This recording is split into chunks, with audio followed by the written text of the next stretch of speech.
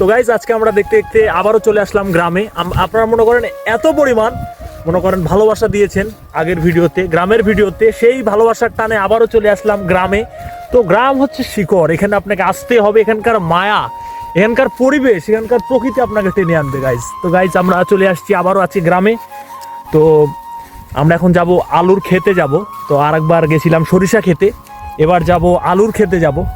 মনে করেন এখন আমরা যাচ্ছি মনে করেন আলুর খেতে যাচ্ছি, মানে আলু দেখাবো আপনাদেরকে, মানে আলু কিভাবে হয়, মানে কিভাবে আলু তারা বনে, মানে কিভাবে তারা আলু মাটিতে রোপণ করে, সেখান থেকে গাছ বের হয়। আমরা সেই আলুর জমিতে এখন যাচ্ছি, আপনাদেরকে আলুর গাছ দেখাবো গাইস। তো চলুন যাওয়া যাক। আমরা দেখতে দেখতে মনে করেন আলুর ভিউয়ে চলে আসছি, মানে আলুর খেতে। আপনারা দেখতে পাচ্ছেন গাইজ, এই যে নিচে আপনার গোটাটাই আলুর ক্ষেত। তো গাইজ মনে করেন এই যে আপনারা দেখতে পাচ্ছেন, এটা হচ্ছে আলুর ক্ষেত। এখান থেকেই মনে করেন আলু মানে এরা রোপণ করে, সেখান থেকে আলুর গাছ, এটা আপনারা দেখতে পাচ্ছেন, এটা আলুর গাছ। মানে আমাদের কৃষকেরা অনেক কষ্টের সাথে এটা রোপণ করে থাকে। প্লাস এখান থেকে আপনার আর কয়েক মাস পর এই আলু তুলে ফেলবে, তুলে এখানকার গ্রামের হাটে নিয়ে যাবে, সেখান থেকে আপনার বাজারজাত হয়ে বিভিন্ন জেলায় ছড়িয়ে পড়বে সেটা। তো এটাই গাইজ সে আলুর আপনার গাছ।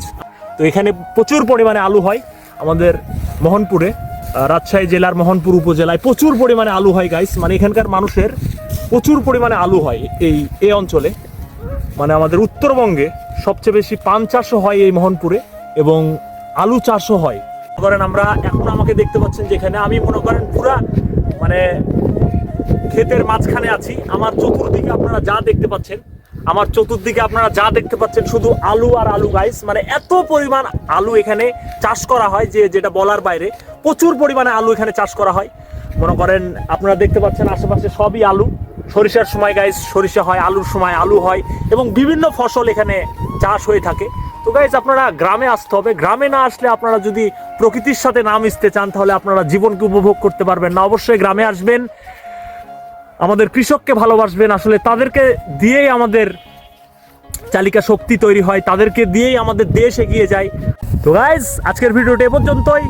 আপনাদের সাথে দেখা হবে আবার পরবর্তী ভিডিওতে। সে পর্যন্ত সবাই ভালো থাকবেন, সুস্থ থাকবেন, আমাকে বেশি বেশি করে সাপোর্ট করবেন, যাতে আপনাদের জন্য আবারও ভিডিও আনতে পারি, আবারও ভিডিও করতে পারি গাইজ।